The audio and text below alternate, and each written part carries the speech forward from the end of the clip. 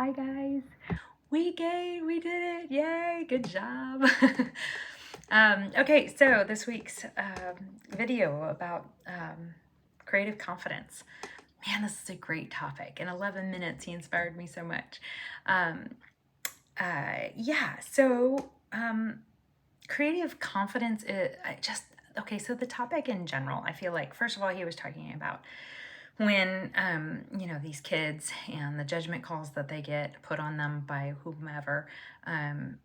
I just distinctly remember, like in fourth grade, where I knew who the in crowd and the out crowd was. It's amazing how young you are when you already understand all that.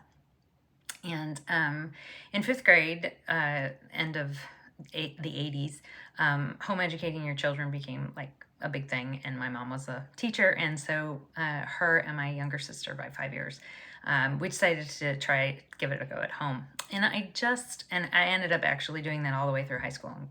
And it was such a positive experience for me. But I just remember that whole weight of judgment. Like, I don't remember wrestling with that and what I wanted to do through those time frames.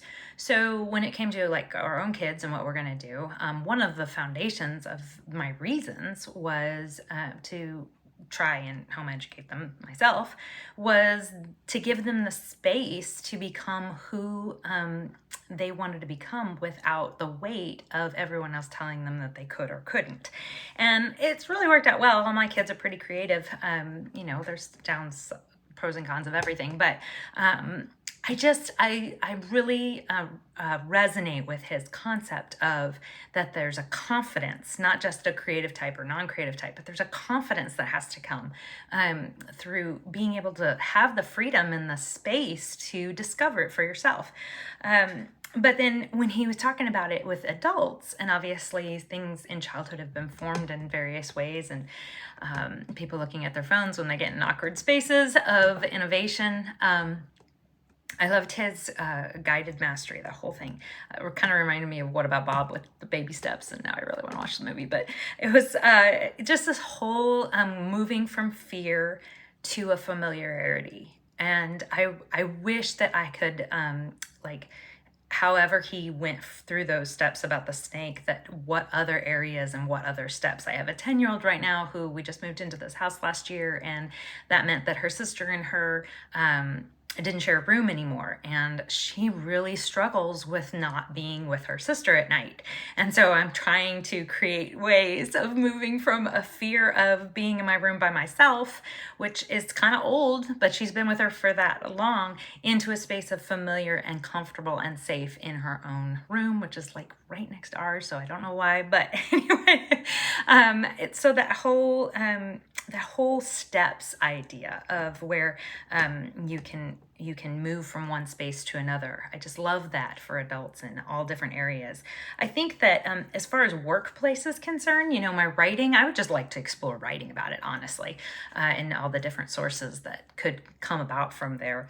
But in a workplace, I thought was also intriguing because I loved that he used the word innovative instead of creative.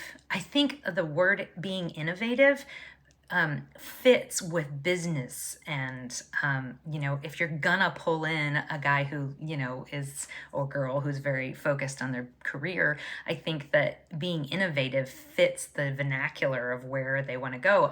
My 20-year-old is so creative, but he's not entrepreneurial, and it feels like you can't be creative without entrepreneurial, but he's so innovative.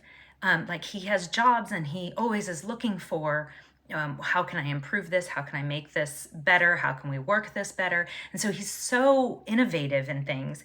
But then when he picks a career path, it feels like they're all very academic, or, you line up online, and he just doesn't know how to integrate those two. So I would love to see an overlapping more of like kids who follow the, precept one thing after the other, and kids who are kind of more innovative, but know how to channel that into a career that values innovation, because in the end people do. It's just they don't know that they do.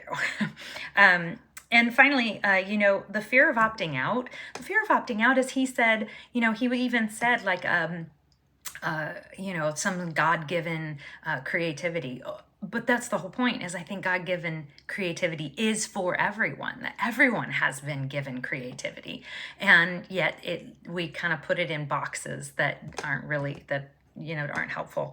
But also you lose the empathy. The guy with the MRI machine, oh my gosh, that would have been my kid, not wanting to go through there and loving the adventure, and the empathy that you get to understand, and the importance of what you do. I feel like everything that we do, if you have this motivation that's intrinsic of feeling like you're bettering the world through what you do, then everything else becomes so different in such a different capacity.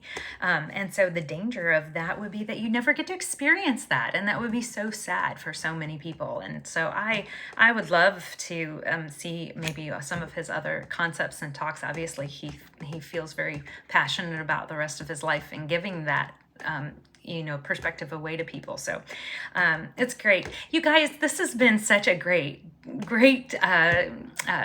class to be a part of. I'm super thrilled that I got to be with all of you, and have a great fall and whatever your other ventures are. And I enjoyed it a whole lot. So see ya. Bye.